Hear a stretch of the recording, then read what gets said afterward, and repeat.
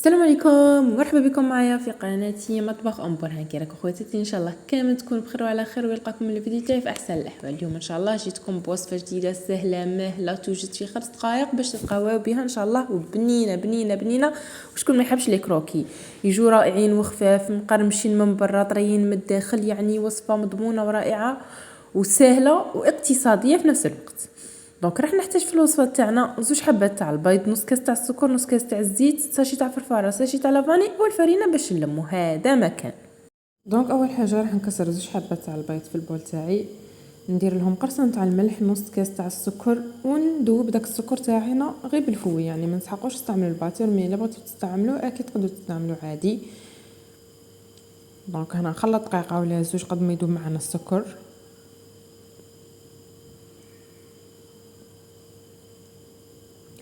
ويعني هاد الكروكي هاد الكونتيتي راح تقطع لكم 2 تاع ليبوده. يعني راح تلقى لكم كميه مليحه. مي اللي تحب تضعف المكونات ودير اكثر اكيد تقدر تضعف عادي. دونك لا ضعفت المكونات راح يقطع لكم 4 تاع ليبوده. زدت ضفت نص كيس تاع الزيت كما راكم تشوفوا، ونخلط كامل المكونات مع بعض. راح نضيف لهم الساشيه تاع لافاني، تقدروا ايضا تضيفوا زيت تاع الليم ولا زيت تاع التشينا.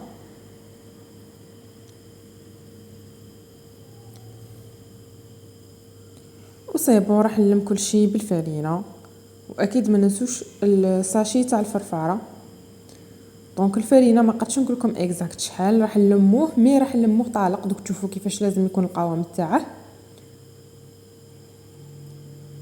وفي التشكيل باش ما يغبنش راح نستعملوا شويه زيت في يدينا كما راكم تشوفوا. راح نلم بالفرينه ونقعد نضيف حتى نتحصل على القوام اللي راني مسحقاته.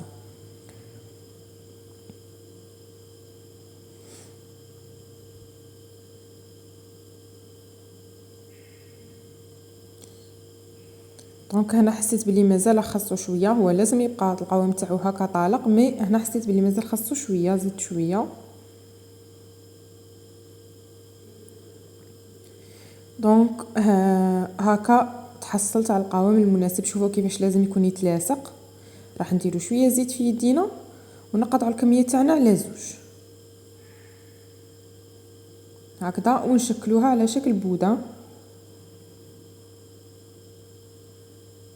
ما يكونش سميك، يعني السمك تاعو يكون عادي، خاطش غادي يزيد ينتفخ معنا، رانا دايرين فيه الفرفاره.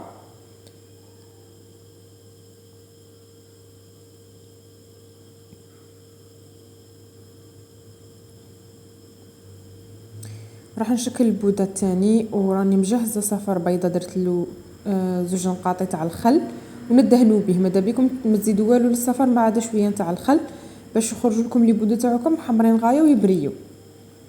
دونك هنا بعد ما شكلت لي بوده تاعي راح ندهنهم.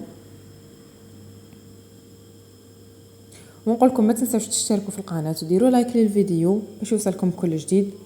دونك وهنايا راح نزين لي بوده تاعي بالفرشيطه كما راكم تشوفوا كيطيبوا، راح يعطينا شكل شباب بزاف بزاف بزاف.